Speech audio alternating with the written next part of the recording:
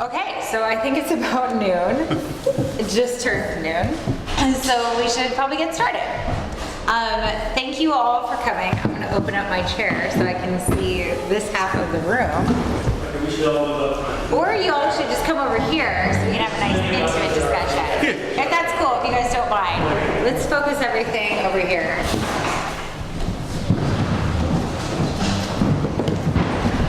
Emerson in the house.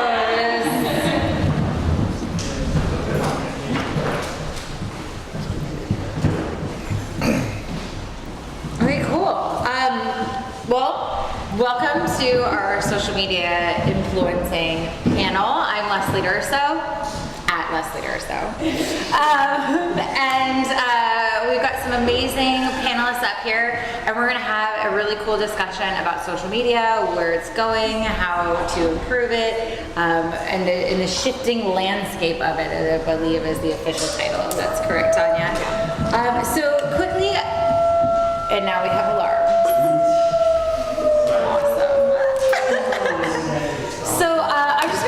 Introduce themselves if you don't recognize them already, so you can get a gist of who's up here and what we're going to talk about. So, Tanya, you want to take it away? Sure. Clearly, they recognize me. Duh.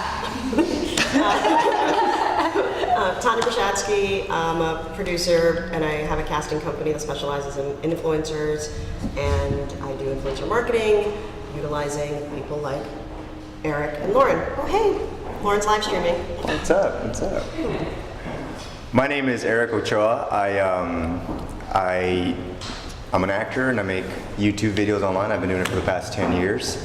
And I also love to do a lot of comedic sketch, improv. I love all that world. So that's a little bit about me.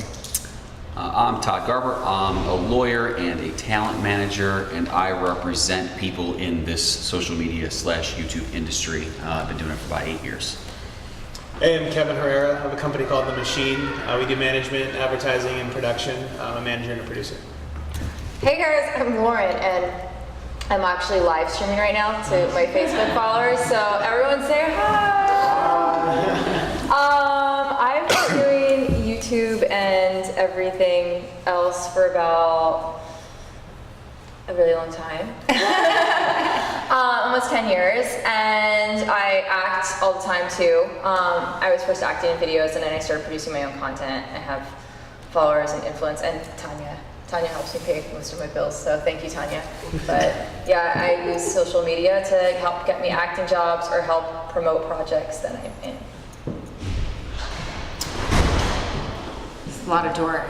Hi guys, welcome. Come on in. So let's start this discussion with the importance of social media, and maybe starting with the influencers.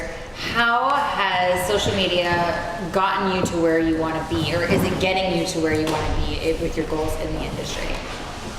Oh yeah, I'll start first. With my YouTube channel, I have a lot of very Spanglish, English, Spanish type content. So when I started posting videos like playing like a cholo gangster type of character, or your Hispanic type characters, I felt like I was immediately connected to so many people around the world. Like their families also did the same things, and so it just became about like that interaction with like a fan base, and being able to get their either compliments or the hater comments right away. And so I've used a lot of that, and it's kind of navigated like where I am and shaped me where I am today as well. Was the goal and intention initially to go into acting? Yes, absolutely. Yeah. I mean, I've always, that's always been a passion of mine to kind of get into it. Hey, what's up? I was just. Yeah, it's always been a passion of mine to get into it, create stories, and talk about stories in my life as well.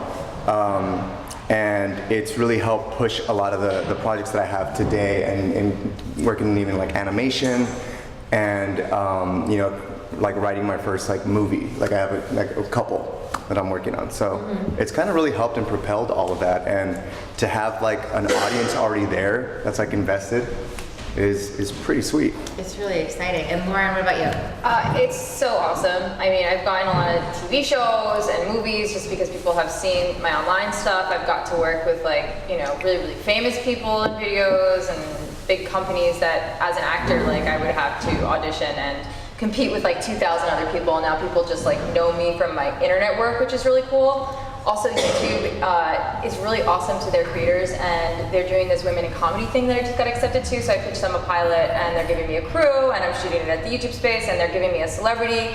They have not told me who the celebrity is yet. I'm praying for Amy Schumer, but I don't know. That's just. So, question for everybody: how important do you think social media is in the landscape of the entertainment world today?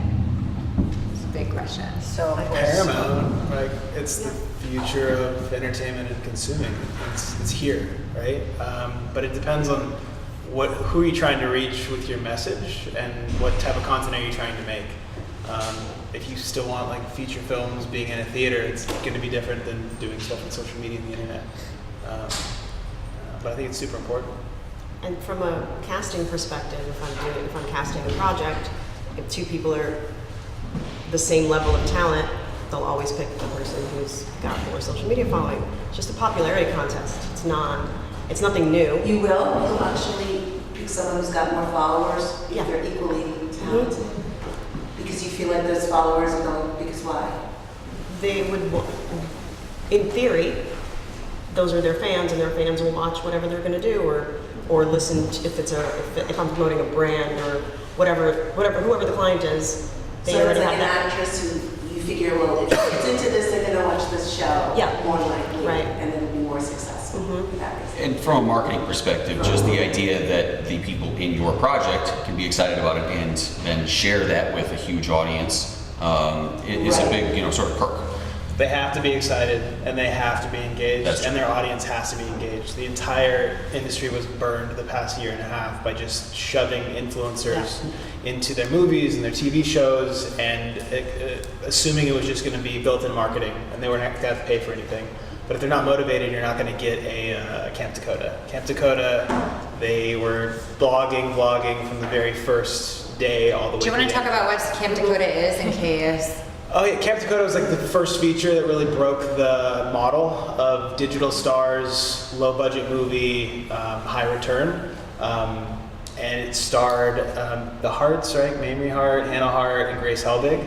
And they all were vlogging from like 5 a.m. the first day going to set, no makeup. We're so exhausted, oh my God, but we love this. And their audience, every step of the way, was aware of what was happening. Their diehard fans were super stoked, couldn't wait to buy the movie. They felt like they were a part of the process. And they sold merchandise, I think, while they were in production, and got into the black through just merchandise. And then also sold it afterwards and winded it and stuff. So that was the first What was movie the that name of that? Camp Dakota. Camp Dakota? Dakota, yeah. You can get it on iTunes, I think. who did? Like, I remember. So Mark had that company. They had a production company from that movie. Once that one got so much kind of success, they got bought. Who did they get acquired by, Tanya? Which company? Supergravity was Supergravity. acquired by Gunpowder and Sky. Yeah. So it kind of like helped them. Yeah, you could say that. For sure. So I think we have some newer filmmakers in the audience, if I'm not mistaken. I know we definitely have some. So where do they start? What platforms do you focus on? Because YouTube has been around for so long and the people that got into it early are so huge right now. How do you start from ground zero? I mean, what would your best advice be for someone who says, I want to start something? I would say just do it. And then I would also say like pay attention to the app store. Like that's always what I say, because you never know what new app is going to pop up. Like, you can have a Musical.ly or a Vine, and those people, if you get like lucky and you're one of the first creators, you can kind of spearhead it and then move your audience over. Also, Facebook for me is really easy to grow. Thank you, Facebook.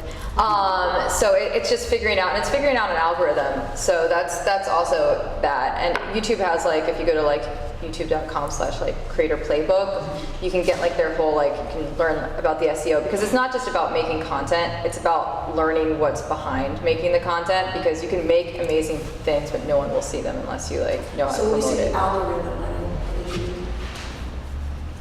So that's what I was just talking about. So audience building. Let's talk about that a little bit. There are certain things that are very key and that anyone can do to start building an audience. And what are some of the things that have been really key? Search engine optimization. So it's like knowing what hashtags, knowing what people are searching for to get, kind of suggested in other people's search results. Like keywords. Yeah, keywords like Halloween's coming up. Do a Halloween video.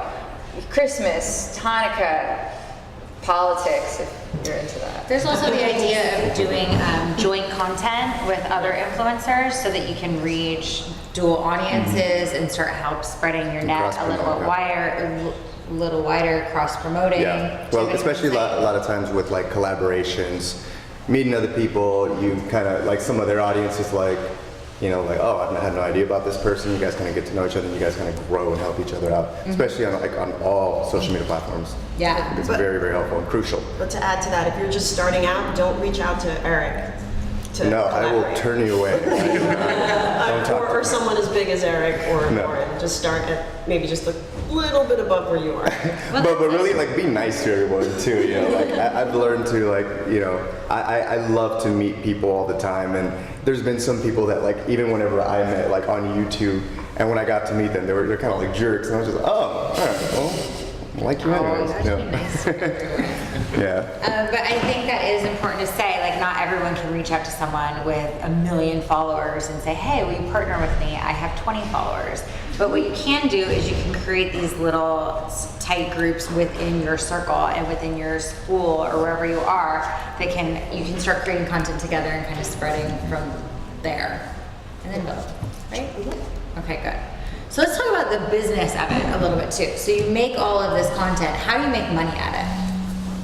Maybe that's a question for the behind the scenes folks. Oh. How do you make money, Tanya? I personally, or how do they make money? How do they make money? Which in turn makes you money. So there are many ways, and they can talk about the ways that they do it from the platforms that pay them. But what I do is, aside from it's a casting project, I'll just work for a production company or a producer and cast influencers.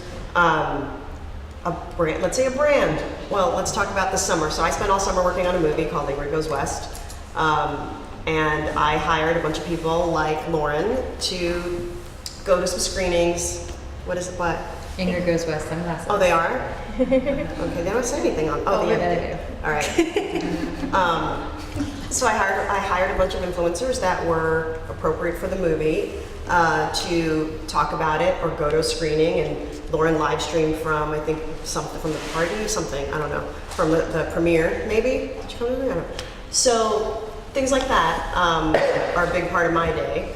Or a new platform that I'm working with right now is going to launch very soon. I'm using, I think, both Eric, maybe Eric? Sure, yes. Yeah. Sorry. Eric and Lauren to promote that when it launches. So that's how they make money behind the scenes. They could talk about their own ways, their other ways. I mean, obviously on YouTube, like the really exciting like pre-roll ads that come on right before you watch a video, and you just, there's that, and then there's like brand deals that always work out with integrating into videos and just making it very natural. That's something I really like about like YouTube and then working with brands. Is like a lot of them like kind of trust in you and what you're doing with the product and like how you can share it with your audience in a very natural way. Let's talk about that a little bit more because I think it's pretty obvious if anyone watches digital content how much emphasis brands are putting into their social media marketing. And so when you're working with a brand, how important is it that it seamlessly integrates into what you're doing? And do you turn down working with brands? How do you pick who you want to work with? Is it just the biggest paycheck? Yeah. Yeah. Sometimes I'll. Think about it. Think about it. Give it 1 second here. No, but a lot of them are very like easygoing with, especially with any product, like it can be like, you know, Metro PCS or AT&T, and anything that they're just kind of open to it. You know, like they'll kind of come at me like, you have a sketch that you can put around this, and that's how we kind of just find like a low medium, you know, like where we just kind of feel comfortable with it. The audience, like I know sometimes my audience, you know, like will understand too. You know, they're just kind of like, cool, get that paper, you know, like do your thing. Yeah, that's pretty much it for the most part. Well, I think it's very interesting how television commercials didn't use, or television shows in the 50s and 60s did not have commercials, and then they had product integration in them, and people didn't like how Truman Show it looked, so they started doing these commercials in between breaks of the show, in the breaks of the show. And so now we're coming full circle back to bring integration into the content, which I find very fascinating. So, Laura, do you feel like these naturally integrate into what you're doing? Well, at first it was a little awkward because I had to kind of find a rhythm with it. At first my fans would just be like, "You've sold your soul to the devil." So I had to kind of be like, okay, let me find a really funny way to do a sketch and do it. And I kind of have been more selective about, a lot of times when you're working with a brand, they'll want like an infomercial, and I have to be like, okay, I can't do this, but I can do this, and I'll give them, you know, kind of like a sketch with their product in it that's less like in your face. So that's been awesome in terms of turning brands down. If I get a product that doesn't work, which has happened before, I have to like tell them, and it's, you know, I'll just say like, look, I'm really sorry, but I can't promote this because I don't want my followers buying stuff that doesn't work, because then they're all gonna hate me. They're all gonna unsubscribe. So. Right. I think building trust with your audience is a really big portion of growth and importance when it comes to branding and what you can sell. I mean, when you're doing deals with brands and putting them together with the social media influencers, how important is it for you to talk about the quality, not simply quantity, of their audience and who they are? So I think actually she brought up a really good point that, you know, brands have to be receptive to working with influencers. It can't be a one-way street where they say, we need this list of things in the video in the first 45 seconds, because then it's just a selling pitch. You know, you're just making a commercial. They have to be receptive to the idea of integrating creative around what that channel does in order to make it feel natural and make the audience actually want to watch it. So you don't get those comments like, you've sold your soul to the devil.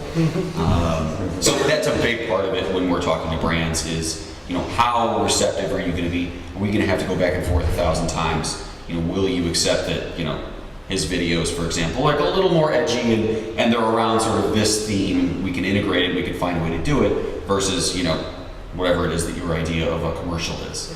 I think the first conversation I ever have with a new client, and I'm sure Kevin and Todd are the same, is let the talent do what they do best, leave it to them, and then work backwards from there. They're the experts. Yeah. They know their audience better than anybody because they've grown the audience and they know what that audience values.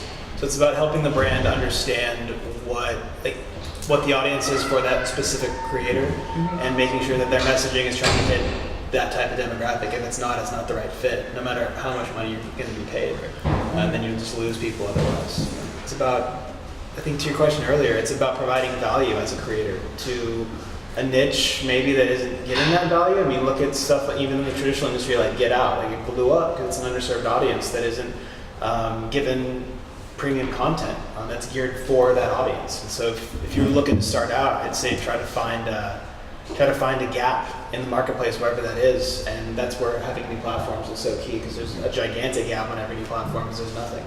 So you can kind of come in there and like the Wild West, forge your own town, your own ground. Let's talk about platforms for a second. What are your favorite platforms to work with? What are your favorite programs to broadcast on? And then we'll go into something after that. Okay. What are your favorites?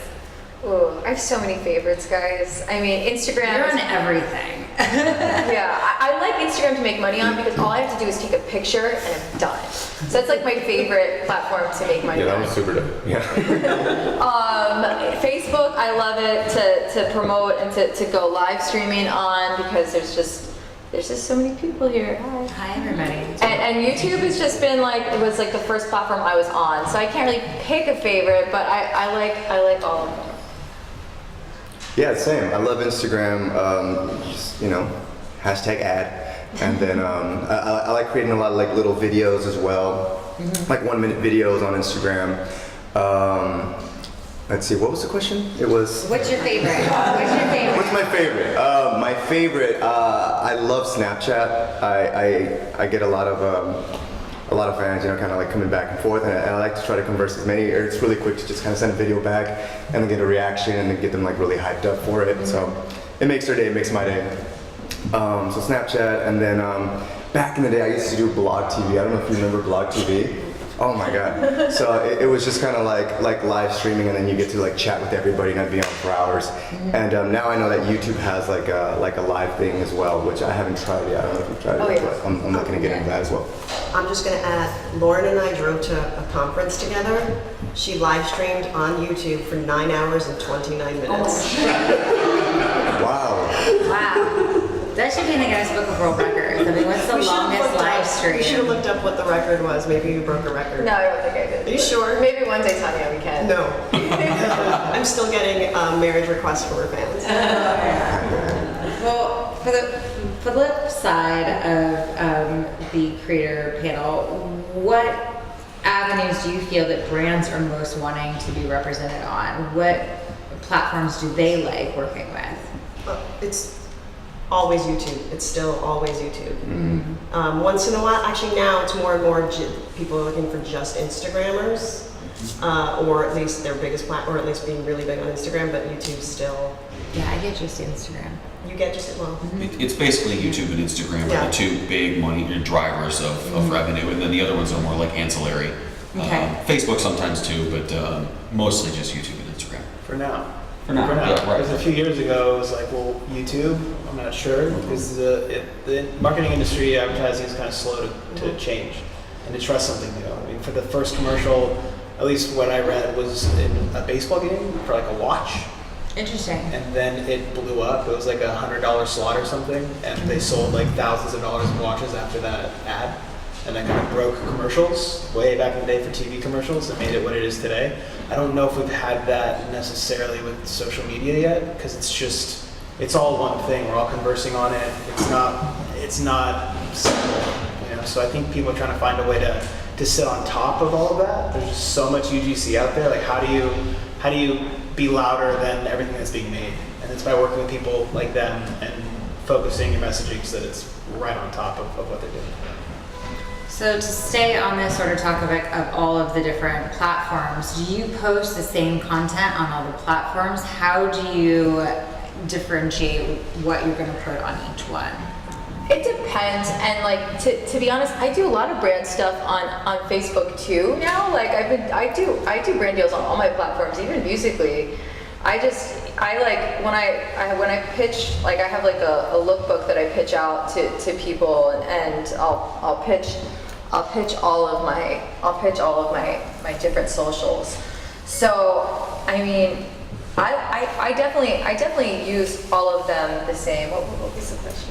I just gotta go. If there's a different topic that you try and stay on for each different social media, do you? Yeah, I mean, things across the board. Yeah, I mean, with my Instagram, I'll normally post like the same picture, or I'll post like one on there, and then I'll do like which one. Like, with the layout, when you can put two pictures next to each other, like I've realized people on Facebook like to comment, and they like to be part of the conversation. So if you give them something to comment about, it kind of raises the interaction. So I kind of I look at the platforms as what does well on this platform. On Musically, it's like a lot of kids who just want like shout outs. On YouTube, it's people who either are trying to learn something or watch a funny video. So I kind of specify the content for what I know my audience likes on that platform, because not all platforms are the same. Right. That's okay. Do you suggest, for example, I'm a comedian, so do you suggest that you say, I'm going to do like 3 things, I'm going to do comedy, women's issues, and house repairs, whatever, like you stick to like 3 topics and sort of tweet out and picture out and set your bits and all those topics, or in addition to I'll be performing, I'm doing this? Just always be funny. Like there has to be like one similar thing, like a thread through your branding. Like that's like more of like a brand kind of question. I would say just always like use your comedy within everything to market all of your stuff.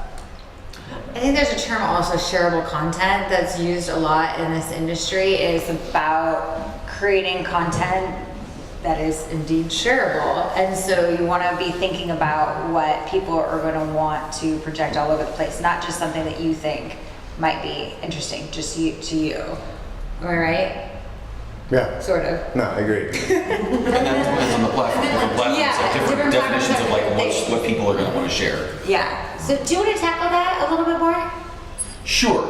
So that, you know, to me as a non-content creator, I think it's important to sort of differentiate what you're doing on each platform so that you're providing a different type of value depending on what platform you're operating in. So, you know, one audience might live with you on Facebook, one might live with you on Instagram, Snapchat, and each one of them sort of wants something different out of that platform. They don't want to come to that platform to see the same thing that you did over here. So that differentiation becomes really important in driving engagement of your audience on each platform, and that's how you get sort of the shareable stuff, is by sort of differentiating what you're doing on each place. Gotcha. That answer your question? Sort of. I mean, I was more asking either like should you specialize in, you know, I'm in areas, but you're saying, look, your specialty is being funny, then it can be anything as long as it's funny. And then I think that's a personal question that needs to be discussed on pertaining to your particular brand. okay. I don't So- know the brands. And what's Yeah. missing? Like what's missing from what platform are you on and what's missing there? I Okay. think it's key. And then finding where you and what you create, being really honest with yourself and what you create, where that matches up. Because if Like, there's you like, didn't mention Twitter at all. Is that not? Because a writer would be like doing writing, with the pictures and the videos would be on Instagram. But do you guys feel Twitter is not? So I feel like for me, Twitter is like where I put more of like my comedic stuff, like, you know, my sentences or bits, my one-liners, Right. and I will look at like specific topics like around the world, and I'll try to make it very relatable. That way I get more likes or retweets, Retweets. you know, so it kind of just gets out there. But also getting back to like knowing what different platforms and how to reach specific audience. Like I have two channels, my super ego, so that I do like more of my comedic sketches on there, right? And then I have a second channel where it's like basically my vlog life. Like if people are more interested past the characters I do, you know, then they come over to this channel. And on that channel I get to be more myself. I get to, you know, just kind of, I can be traveling, I can make, you know, whatever jokes I want to make, you know, I just get very personal with them. And I always say that I like them more because I feel like, you know, like they like me for who I am. So there's just different ways of looking at it. Like for Twitter, it's just like all like the funny, like silly bits. You know, for Instagram, it's just like me, you know, being really like full of myself and being all cute, whatever. At super EEGO. No. But you know, it's just like, or they love like the like a relationshipy stuff. Oh my God, relationships is like killing it. You know, like so.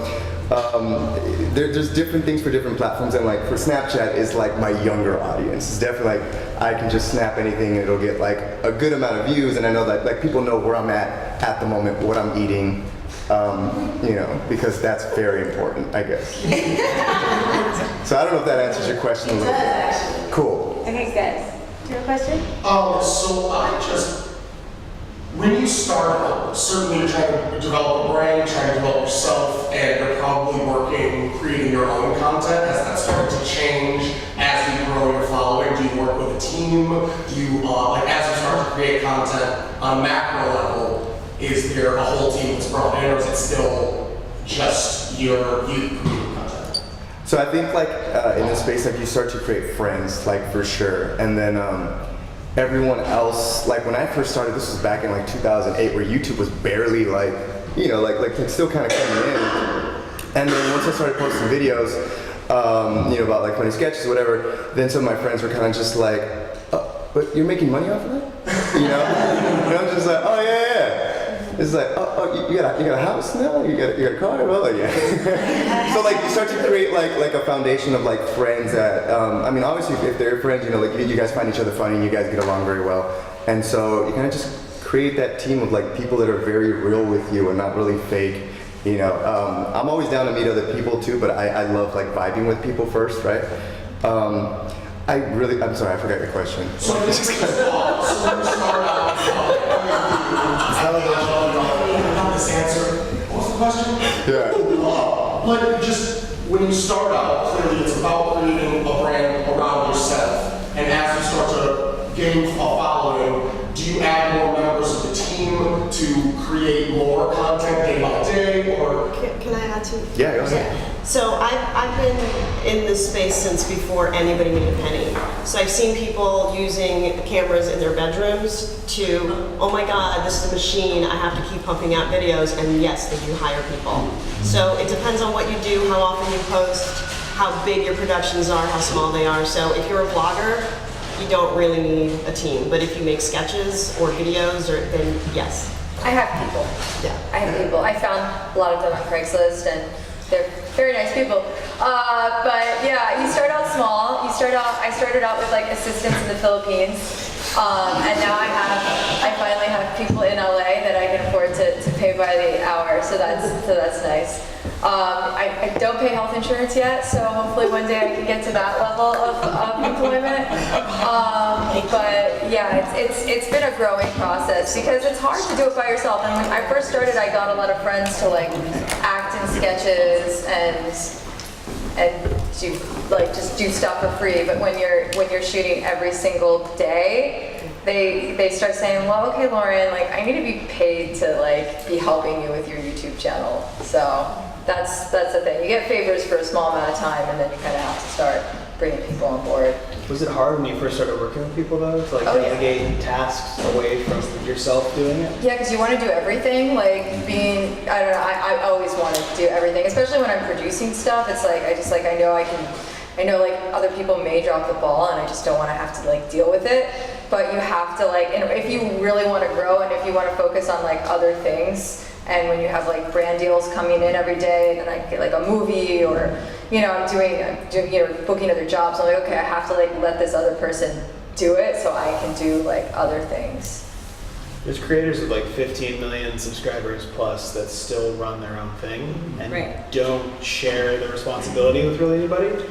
I don't know if that's the best way to do it, because maybe they're okay with being that size, but when you're that big, if you bring on a team, your growth can be exponential. They can just really, really grow fast. There was a lot of burnout last year from people in the business that aren't as big now because they just couldn't keep up with the demand for their content. And it takes a certain type of skill set to delegate tasks. It's not easy, especially when it's you, like your own personal brand. Right? Yeah, and then you have people mess up too, and that's like horrible and awful. How many followers is like, where you consider this is, like, if you're casting something and someone has like this 5,000. But that's actually a million, the next like, question. what is So the- at what point do you take influencers seriously? Immediately. I think the question is more like, when do you consider someone When do influential? you consider someone influential? They could be, it depends on engagement. To me personally and to our company is way more important than number. I don't want to name names. I keep like, there's really big people that have just massive bots following them, and like their engagement is like maybe 2 retweets or something when they have millions of people that are connected to their account. That doesn't matter. You could have The engagement, you're saying? Yeah, you could have 5,000 subscribers and have 4,950 views or clicks or whatever, and that's like nearly 100% engagement rate. That's huge. Kim Kardashian's is like 9% or something on Instagram, or 10%. Yeah. So if you have like a smaller audience, and her audience is massive. So if you have a smaller audience, but your engagement level is higher than 10%, you're doing great.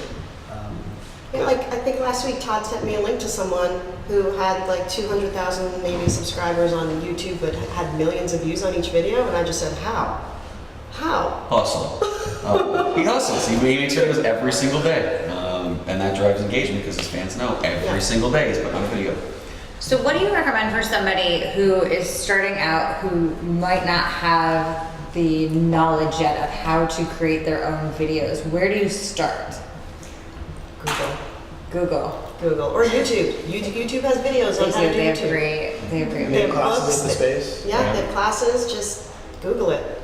There's so many resources. Everybody has these now. Or just Actually, meet, it still makes so much easier. just meet someone that you really like, and then see if there's any way you can maybe help. Like, hey, do you need help like writing? Do you need help like, just kind of like slowly, like, hey, or I have like this like small sketch I think would be great for your channel. Like, I'd say even right now, if there's someone you really like be like, I think this would be perfect for him, and don't make it like super lengthy, you know, like just kind of like something short, like maybe slap it on Instagram. I know you do Instagram videos, like maybe, you know, I would love to work with you. I think that kind of stuff, like if I got approached that way, like I would legit feel like, okay, cool, I'll check it out, you know. And then if it works out, I'm like, you know what, you're hilarious, you're funny, like keep writing for me. You know? I think too, like when I first started, I wasn't scared to like reach out to every single person in my phone book and like ask them to watch my video. I mean, it kind of could be annoying, and you could like definitely like annoy some people. Why don't you tell them how we met? I reached out to Tanya. Tanya was a YouTuber, and I was a fan of her videos, so I like reached out to her, and like she had way more subscribers than me at the time, and she was just like, I was like, can we do a collab? And she's like, okay. And then like now we've been friends for like years. So don't be scared to reach out to people. Don't be scared to message everybody you know once you make that video. And I would say just do it. Like I used to act in people's videos, so I waited probably about like 2 or 3 years before I started my channel. So I would say don't be afraid to just start it and just start doing it. And like honestly, like my thing is like I'm a perfectionist, so I was like, oh, the production quality has to be amazing. Like don't worry about it, it's YouTube. It doesn't have to be amazing production quality. You can film something live on your phone for 30 seconds. Just start, do it. Totally agree, that's good advice. Since we do have a smaller group and we only have a couple more minutes left, I'd love to open it up and make sure that your questions are getting answered. Yes. Nowadays in the social media landscape, some things are a little, you know, more temporary, expire after 24 hours, so we're all getting a little loosey-goosey with our content. Do you have any big no-nos? Things that you might not think of that might be red flags and you're not to do? Naked pictures? Sure. Yeah. I think, you know, more in line with like, around your personal brand or like short-form comedy stuff. Hey, no, I don't know. I get pretty edgy with my stuff. Like it's pretty out there. It's I think weird. it depends on your brand. My Yeah. brand is very conservative, so I can't do the edgy things that maybe you're doing. Yours is I very think like especially like with YouTube, like everyone has like really short attention spans, you know. So maybe like if you do like the super long stuff that people are just kind of sitting there, you know, like they like that quick cut, fast quick in your face, but you know, throw up whatever. It's I've been lucky. I started a series called Cholo Adventures. And I started those at like 5 minutes, and it was just like these two like narcissistic gangster characters. And then from that, I started kind of creating longer stories. And now, if I don't give them 20 minutes of like an actual episode, they get mad. So, but that worked over time, you know, because they invested in those characters. But if it's any other type of sketch, they like want it quick, you know. So, I guess that just kind of has driven your engagement. Absolutely, Like yeah. Your audience. Yeah, absolutely. So, yeah, but it's fun. So once you started monetizing, do you guys have any experience with, and if so, what is your experience with, rather than organic growth, like paid boosting, adding like Facebook micro-targeting and things like that? Have you used any of those things? And if not, why not? And if so, what is your feedback and like best practices? I love Facebook. I think Facebook is awesome, but I think if you can get organic growth on it, it's way better than having to pay for it. Because I've noticed, and I don't know if I should say this, but I'm on Facebook. So, I've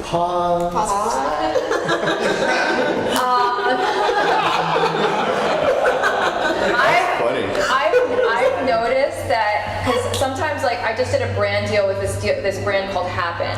And they just put like thousands of dollars, I guess, in advertising on that one video because a lot of times they'll pay you for a video, but they'll also boost the post. And I noticed that after a post is boosted, that the organic engagement on my page I get goes down. Mm-hmm. So like that's something to think about. But I mean, if you have hundreds and thousands of dollars to just boost your page every day, I'd be like, go ahead. You'll get like you'll really grow. But I wouldn't want to spend that much. The same thing. I did like a brand deal with Kia, like a Kia Sport, and then we chopped it up in like small videos, and they wanted me to put it on my Facebook, and I was like, oh, I don't know how they're gonna react, because I'm like driving the car and I'm picking up like fans, like that was the that was kind of like the whole sketch thing, and then they were like, cool, we're also gonna like boost it up, like so they paid for that, and then the same thing, yeah, like after it got like I think maybe up to 100,000, then it just kind of, you know. So, I don't know, I guess depending on what the brand is and where it goes and how your audience reacts to it, you know? Yeah. But for me, like my biggest isn't like Facebook, so I was just like, cool. It's like, And they're figuring it out right now. I mean, it's part of a strategy for a brand. It's just like media buying in the traditional advertising space. For you and your channel, if you're doing it yourself, it could be a way to test things. So you can find an audience, say, I think this content is for this audience. Let's put $10, $15 behind it and see how they respond on a micro level. And then if you do 3 different versions of that and one performs better than the rest, you can take the rest of your budget and put it all into one that works. But that's just for you and your own personal stuff. Brands they want organic reach, and then if it's not going as well as it could, they can put more behind it or reach a wider audience. That's, say Lauren's audience is X, she could hit her audience there, and then you could pay for a boost to this other audience that her doesn't cover. So it really depends. I'm curious how you all think your influence is changing your audience. I'm a film producer and I'm fascinated by all of this and how you think what you do and how you wield that influence is going to change the way people engage with content increasingly as your influence grows and as there are more of you. well, I guess it all started back in, no. It all started back when I couldn't get that girl, and no. So like for me, I always kind of go back to like what am I passionate about? What am I weak at? Like what have I learned? And what do I want to pass on? You know, so for me, like I was extremely shy talking to girls. You know, I didn't know how to approach specific girls, and I started like putting that in my content. And so I did my own rendition of Biz Marquis's like Just a Friend, and because I really wanted to get like a message out there for like younger guys, younger girls, like to kind of go out there and get that girl or get that guy, you know, whatever, and like just kind of have that type of confidence. And I did it all in a music video, and that I think is like one of my most viewed videos. It's like at 13 million, and so I feel like specific things that like I'm passionate about, or I kind of just want to spread, you know, or like influence, like kind of motivates other people to kind of either do the same thing or just have that confidence that I think I wish that I had when I was a younger kid. You know, so I guess in different ways, what I feel is what I kind of put on my platforms, and it just comes from a real place, you know. But how's that changing the way that the audience consumes the rest of the media that they want? It's the 11-year-olds that are on Musical.ly that are Logan Paul fans now. Like, They all want Logan Paul and John Paul and their rivalry, and I'm like, what? And I think it's changing the way they consume the rest of the media. yes. So that's what I'm wondering, how you all see your influence changing your audience's habits. It's definitely interesting. I've seen like a lot of my fans are like sci-fi fans, and I've taken that into like different comedy realms because they found me from like I have like a Space Girl series, so you can kind of introduce them to a new audience. But I mean, the Logan Paul Jake Paul phenomenon is like a thing. It's crazy. Like his house is near my house, and there's like literally like 40 like 11-year-old kids, and their parents are just like driving them in, like there, and their parents are there. They're like, I'll get a tattoo with like your name on it. Like it's a whole new era of like I guess rock star. Yeah, aren't they boy bands? Yeah. Aren't they? You know, I mean, every generation has had that person that's different or is too edgy for the previous generation. I don't think it's necessarily the content you guys are creating, but just the way that you can consume it that's changing. Like my nieces don't know what TV is. I always like, they're 6 and 9. I'm like, what's TV? Can you describe TV? And they're like, the apple, the little little puck. Yeah. It's the TV. Are they gonna start coming to you, like, as the person making the content and working with the Q&A team and getting it out there, like, are the kids coming to you first before they're looking for the media to figure out what media they should even be looking for? Like what you were saying. I've watched this whole like cord cutting phenomenon since like the beginning of like YouTube. Yeah. So it's been really cool to see like the waves of the internet and what happened and how like now we have Netflix, now we have Hulu, now we have Amazon. So our content and the way people watch content is changing. I think it's going to keep changing. And It's just going to continue to merge until the internet and TV are almost one and the same at this point. It's so close. So with YouTube Red. I mean, are you guys? I don't think there's gonna be 4 big gatekeepers. It's gonna be AT&T. I'm the only gatekeeper.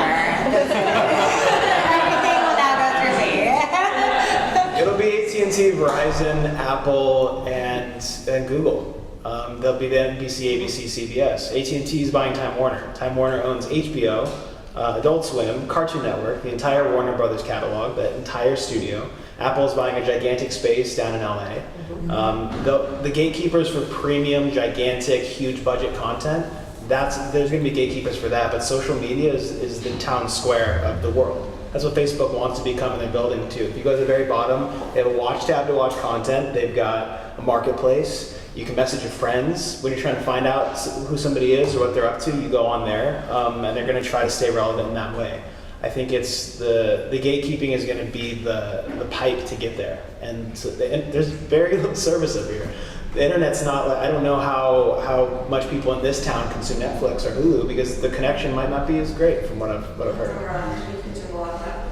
Okay, so then that's awesome. So even in an area where service isn't as hot, like it's still getting there. So that's huge. Here's the difference, right? So I live in Los Angeles. I don't have fiber. They've got fiber running down. Ooh. Wow. So, Nothing else to do. And real estate's awesome. I think I'll move out here. Yeah, right? I'm with that. But yeah. Go ahead.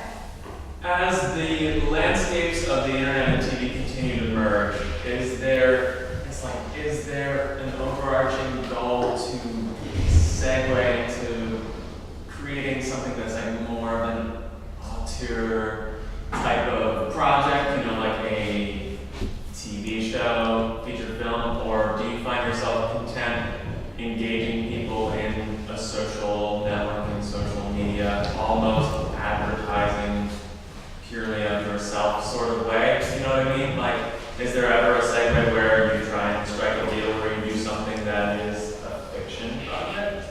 Or are you content creators ad hominem, period? I just produced a feature. I just wrapped yesterday before I got here. So I'm excited, my first feature. So yeah, of course, I feel like a lot of YouTubers that I'm friends with that I know all, and I know you just produced a bunch, maybe 2 of them? Yeah, a feature last year that was nominated for a Streamy, yay. Another feature with Gunpowder and Sky, and 8.5 hours of comedy for Go 90. 2 short form pilots. There's a lot of opportunity in this space, and it's all scripted. It can be unscripted too. But figuring out the models. I mean, Independent TV Fest is amazing. It's independent TV is really finally here. It's the same model as independent film. You can finance stuff through pre-sales in a way. It's awesome. It's really, really cool. Yeah. Yes. This is a question that kind of is coming from a conversation that we had on Snapchat earlier. Not really with me. And there's talks of an idea to produce short form content that is narrative on Snapchat. Yes. So the question becomes, Snapchat is something that doesn't last very long. Do you think that is something that could work? They're trying to make it work. They're doing daily, they want daily content that expires. Their biggest show hits 11 million people every day, and that's bigger than network TV shows. So they're trying to make that a regular thing. They hired an exec from IFC, I think, to come in and run that. And they're really making a big push for it. They're going to be spending money behind it. Facebook's doing the same thing with $3 million per episode is for the premium stuff they're doing. YouTube's going to have to compete. Everyone's trying to make premium content and make that premium content to keep people in their ecosystem. And Snapchat's definitely one of them. I mean, how long would you sit there though? You don't have to hold your thumb on it, right? When it's yeah, you don't have to. I mean, sometimes I'm old. I still hold the phone.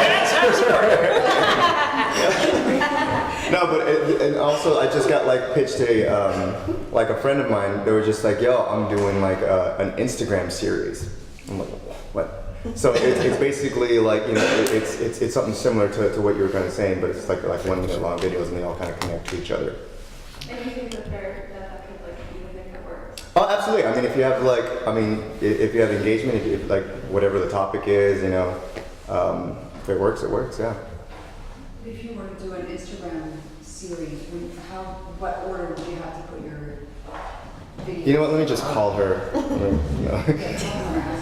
Because the feed, yeah, it makes sense. It's how do you start with the last, with the end? So then you'd probably go to different influencers, you know, and then that's another collaborative way to do it amongst each other, and then you get their views, and then they're like, oh, watch part 2 on that person's channel, oh, watch this other. So now all of a sudden you just got like a family. Yeah, or the way, you know, with pictures you could swipe through, like there's 5 pictures in one post. It might be something like that, Okay. but it's You don't do that with it's videos. so new. Or maybe it's stories. But can you do videos with those 5 ads? Yeah, You can. Oh, okay, yeah. It's all brand new, and it just you can go out and create a series that blows up and and creates the new paradigm, like the shift to that way of consuming things. Camp Dakota was the first of the features. I don't know if Bernie Sue's done some really interesting things with short form series, and there's gonna be new stuff as it goes along, and as the new apps and App Store kind of hit. We're at time, but no one's really kicking us out yet, right? So there will be another panel starting at 1 o'clock. Okay. So does anyone have any last questions for us before we, whoa, yes. Yes. We'll take the last 3 real quickly. Okay. How many hours a day, if you're not particularly into this per se, like you're into your car, but you don't really like to the shit, I'm eating, you know, it's not your thing. But you need to do it to market your, you know, to get this. How many hours a day do you do this? You need to make it your thing. If this is what you want, you need to make it your thing. You can't say that it's not your thing if this is the world that you want to be in. So you have to find a way to fall in love with doing this kind of content. Right. And also, how many hours a day would you need? you can also choose a day and bank it, and you can schedule it for the week. There are programs that will help you just post. Yeah, what do you use? I use Hootsuite. What do you guys use? Honestly, an hour a day? I mean, it's a lifestyle. Like it's really like changing how you live your life so that you are connected to your phone or mental health. Yeah, I know. It gets like sometimes I do have to turn it off. Like I'll take a few weeks sometimes, like just to like. As if. Well, no, I mean a little bit. I'll turn it off a little bit, but you really have to be like, okay, I'm eating breakfast because when you have followers, they rely on you every day to talk to you, to hear what you're doing, to get advice. So it's kind of like you have an obligation. You have to manage it, don't you? What about just living your life? Yeah, I mean, it's part of your life now. This is your life. It is your life. You wake up, there's notifications, you're like, oh, awesome, you know, you're just kind of going through. You wake up, you get hacked. You wake up, there's a stalker at your house who's like shown up from, you know, like another country with a wedding ring. Like, yeah. It's insane. This is your life now. Like if I know I'm seeing Lauren, I know I have to be wearing lipstick. There you go. But I think I will address mine. So I'm a chef, and I came from the TV world into the digital world, then back to the TV world. So I do kind of create hours of the day of when I'm working and when I'm not working online, because my job as a chef, my hands are working and I don't have time to hold the phone and chop at the same time. So you do have to compartmentalize it a little bit, but you still have to participate in it as much as your followers and fan base want you to, essentially. I mean, you are connected to them, and I do feel a responsibility to continue to educate the people that are following me, and I'm sure you guys feel an obligation to constantly be there for the people that are encouraging you and have helped you to get where you are. Absolutely. So I would say to do what is comfortable for you in your world, in your space. Can you give the name of the platform you use one more time to schedule? Hootsuite? Oh, Hootsuite? Hootsuite is good for so I create a lot of food content. So I'll recycle a lot of that content. So I'll have it set up on Twitter to, you know, it's holiday time is coming up. So I'll start putting my fall recipes to automatically go on. That doesn't mean I'm not adding new content every single day, but in the world of Twitter or something where things disappear so quickly, I'm recycling old content constantly. Can we answer that guy's question? Yeah, I know. Yes, I know, he's wanted it so badly. Oh, thank you. You know, in lieu of the Jake Paul from Disney, and as you guys start to see opportunities both from kind of the emerging conglomerates, from traditional channels, linear channels, and so forth, what is it that you guys are looking for in terms of development props, in terms of, you know, opportunities that you respond to that are respectful of your established brands and audiences? cool projects, like cool roles for women I look for that are produced, so I don't have to worry about producing it. Stuff that people attached. I have like a couple projects I'm trying to produce. I look for stuff like that. I look for people who have followings, people who are actors. Yeah, that's what I look for. Yeah, the same. Like I'm looking into like animation at the moment, and so that's the next thing that I really want to get into, especially with like the characters that I develop, like my real live action characters, and then just any other films, you know, mostly comedic, you know. So those are the things that I'm working on right now outside of that. Yeah. Okay, thank you. I think we're officially getting kicked off, but thank you all for coming.